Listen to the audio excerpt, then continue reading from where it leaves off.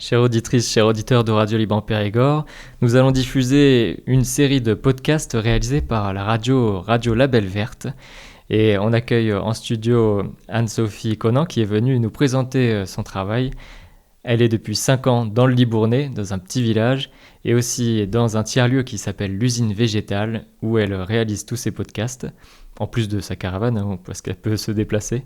Bonjour Anne-Sophie, est-ce que tu peux nous présenter ton travail aux éditeurs qui vont bientôt écouter cet été, et puis aussi dans les mois suivants, ton travail?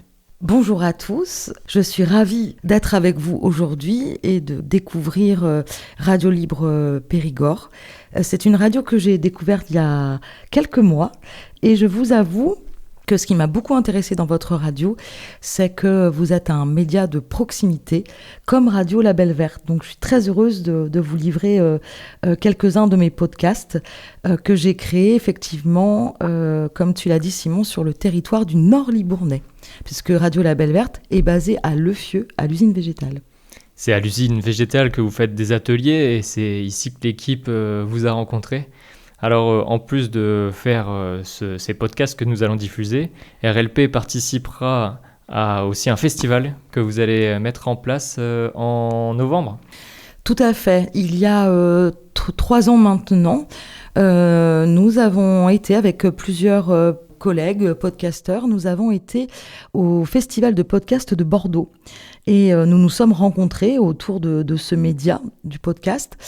Et nous avons décidé de créer un collectif parce qu'on s'est rendu compte qu'on était toutes et tous en ruralité et que nos podcasts parlaient de nos territoires. Et on s'est dit, eh bien, créons un festival de podcasts pour les ruralités, de façon générale, qui traite des questions autour de la ruralité. Et nous avons créé ce festival qui s'appelle Son Territoire. Nous avons fait une première édition l'année dernière, fin août, dans le petit village médiéval de Rions, dans l'Entre-deux-Mers.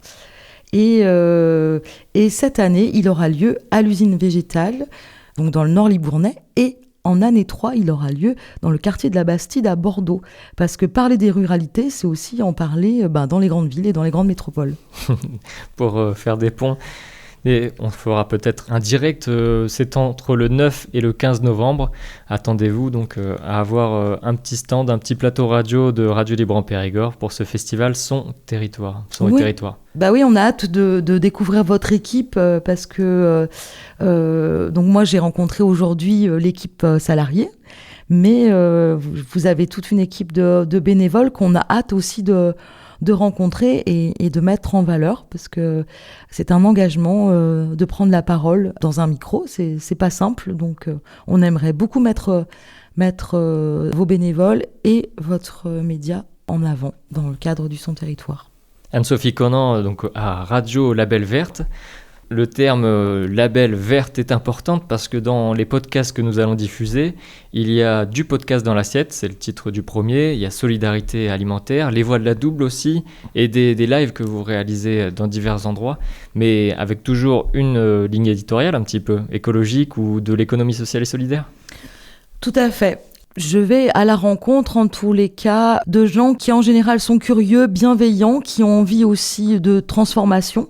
Et c'est vrai qu'en ce moment, il y a un sujet qui est très très fort, qui est notre transformation climatique, qui est c'est un état d'urgence.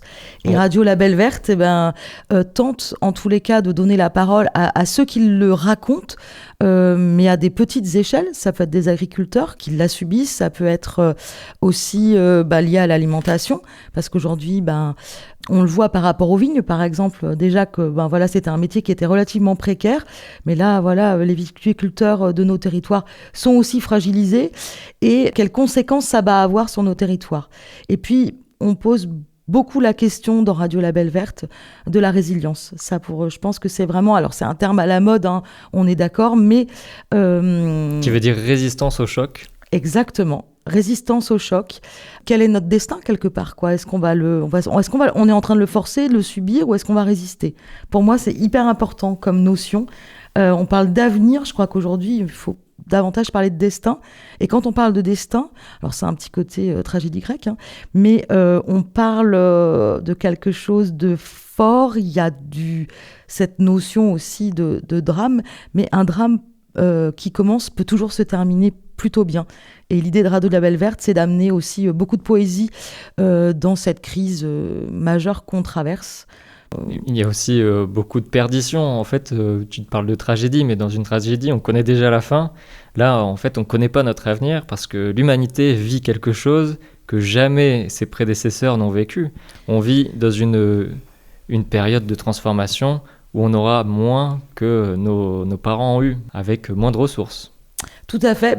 D'où l'importance de se poser la question de sa propre résilience, parce qu'on va tous devoir faire des choix ou subir, en tous les cas, des choix qui ont été faits avant nous.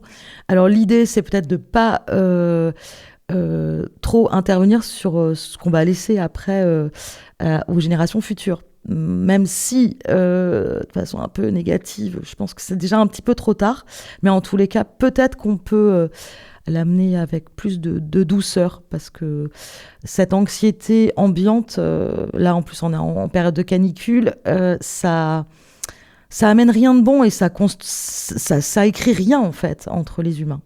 C'est quel monde nous allons construire, et c'est là-dedans qu'il y a de la joie aussi. Exactement. Il y a beaucoup de joie à Radio Label Verte.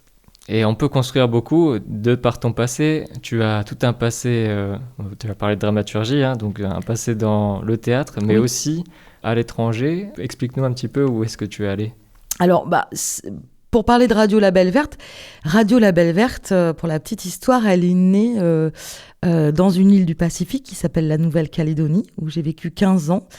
Et mon envie de ce média, de la radio, du podcast, est née parce que j'avais besoin d'un outil pour rentrer en dialogue avec et à la fois les tribus, les populations tribales que je traversais, donc en Nouvelle-Calédonie, en brousse, et plus particulièrement les adolescents. Donc c'est comme ça que j'ai commencé à tendre le micro.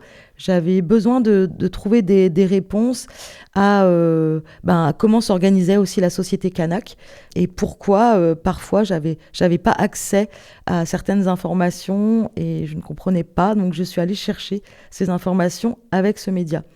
Et puis ensuite, c'est devenu une grande aventure radio-spectacle, on va dire, parce qu'avec un petit chapiteau, on a sillonné les routes du pays avec des émissions en public qu'on enregistrait et qu'on diffusait sur les ondes de NC Première. Encore des ponts qui se construisent. Exactement. Et entre plusieurs cultures. Et puis pour parler du théâtre, toujours, tu es intermittente, toujours actuellement, dans la forêt des possibles. Alors moi, je suis intermittente du spectacle.